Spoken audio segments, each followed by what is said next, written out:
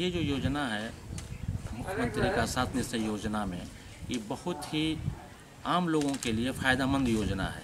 अगर इसको सही तरीके से ज़मीन पर उतार दिया जाए तो आम जनता के लिए, खास करके जो पंचायती राज है उसके लिए तो बहुत बढ़िया योजना है और लोगों को फ़ायदा भी मिल रहा है। लोगों की जो भी योजना ज़मीन पे उतरा है उसका लोगों के पास फ़ायदा हो रहा है और वो लोग बहुत इस योजना से बहुत खुश भी हैं। जहाँ जहाँ योजना नहीं है थोड़ा सा वहाँ के लोग मायूस हैं।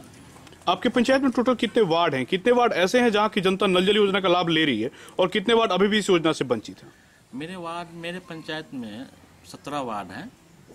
लगभग 2-3 ऐसे वार्ड हैं जिसमें अभी पानी नहीं जा रहा है, लेकिन पानी की व्यवस्था हो गया है। उम्मीद है कि 15-20 दिन के अंदर में वो भी वार्ड इस लाभ से वंचित नहीं रह पाएंगे। पंचायत में जन वितरण प्रणाली की क्या स्थिति है?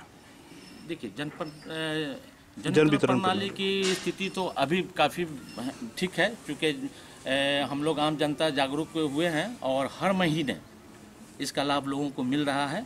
हम लोग कोशिश करते हैं कि यहाँ पे हर महीने लोगों को लाभ मिले।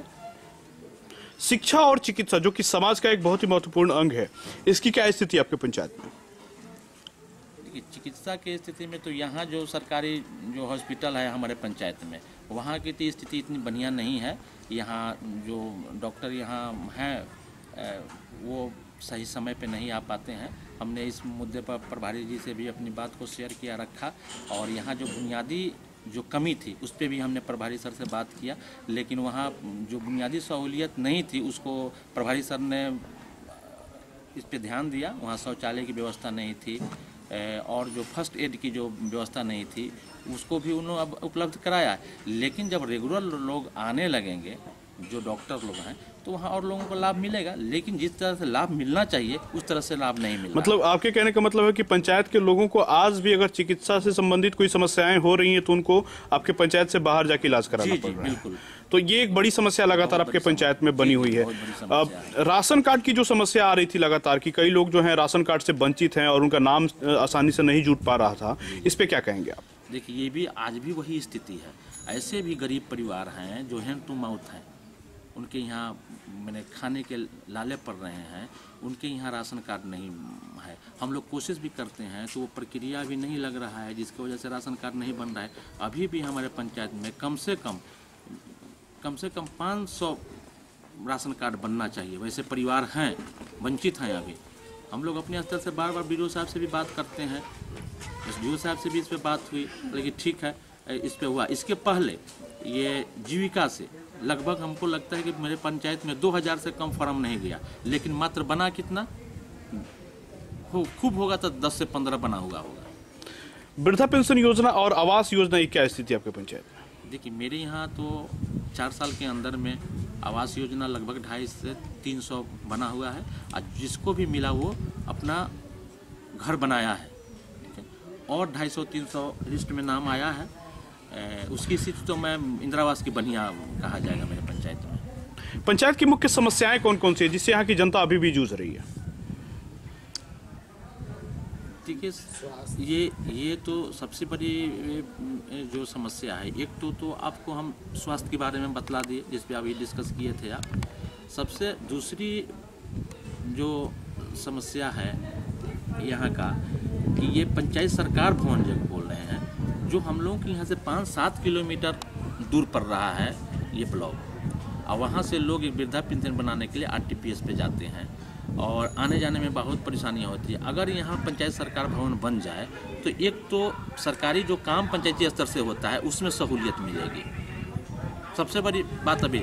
और शिक्षा की बात भी आप हमसे बोले हैं, तो शिक्षा की जहाँ तक बात है तो हर कोई वाकिफ़ है कि शिक्षा में जो सरकारी सिस्टम है यहाँ पे, उस सिस्टम में थोड़ा सा ऊपर से ही लूज है, जिसके वजह से पढ़ाई की जो गुणवत्ता होनी चाहिए वो नहीं है।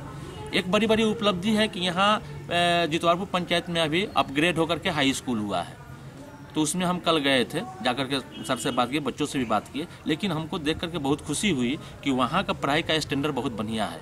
जितवारपुर हाई स्कूल में जो अभी पढ़ाई हो रही है, और वहाँ के बच्चों से भी हम मिल करके बड़ा खुशी हुई कि एक नई समस्या निकल के सामने आ रही थी कि बाढ़ से ग्रसित जितने भी लोग थे आपके पंचायत में, जिनका खेत, जिनका फसल बाढ़ के वजह से नुकसान हो गया था, उनकी मुआवजा राशि अभी तक नहीं आई है। इस पे क्या कहेंगे आप? जी बिल्कुल, उन लोगों का ये सवाल बहुत वाजिब है और मैं कहता हूँ कि इस बाढ़ में जितने लोग परेशान हुए हैं, इसके पिछले भी लोग, आज से जो 50 साल का उम्र है, वो लोग कहते हैं कि इस तरह का बाढ़ हमने कभी देखा ही नहीं। और वाकई इतनी क्षति हुई है कि मैं उसको वर्णन करना, मेरे जुबान से वर्णन किया नहीं जा सकता है। जिस तरह से लाभ मिलना चाहिए, 6,000 रुपया का मुआवजा मिलना चाहिए, उस तरह से नहीं मिला। मेरे पंचायत में 17 वार्ड है, मात्र 7 वार्ड में 50% पैसा आया है। 7 वार्ड में भी जो आया है वो 50% आया है। हमने इस स्तर को सीओ साहब के यहाँ बात को शेयर किया। उनका कहना है कि पटना से जो हमसे रिपोर्ट मांगा जाता है वो रिपोर्ट नहीं मांगा जा रहा है, तो हम कैसे पैसा मंगवाएं। इसमें विधायक जी से भी हम बात किया, छोटे लाल राय जी से, उनका भी यही कहना है कि ठीक है, इसमें हम लगे हुए हैं, बाढ़ का पैसा हम मंगवा रहे हैं। ये बहुत बड़ी समस्या है। इस तरह की समस्याओं को ध्यान में रखते हुए आप स्थानीय जिला पदाधिकारी महोदय से क्या अपील करेंगे? उनसे यही अपील करेंगे कि सर, जितना जल्द से जल्द हो सके यहाँ बाढ़ राहत की राशि दिया जाए, ताकि यहाँ के लोगों का जो फसल बर्बाद हुआ है, आर्थिक स्थिति जो खराब है, तो मैं यही आग्रह करूँगा अपने माध्यम से कि जितना जल्द से जल्द पैसा को देने की कृपा की जाए। इसके लिए मैं बहुत शुक्रगुजार रहूँगा।